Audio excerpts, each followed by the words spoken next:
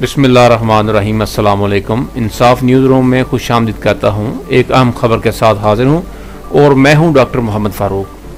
खबर शामिल करते हैं मंडी बहाउद्दीन से, जहाँ कत्ल की वारदात हुई।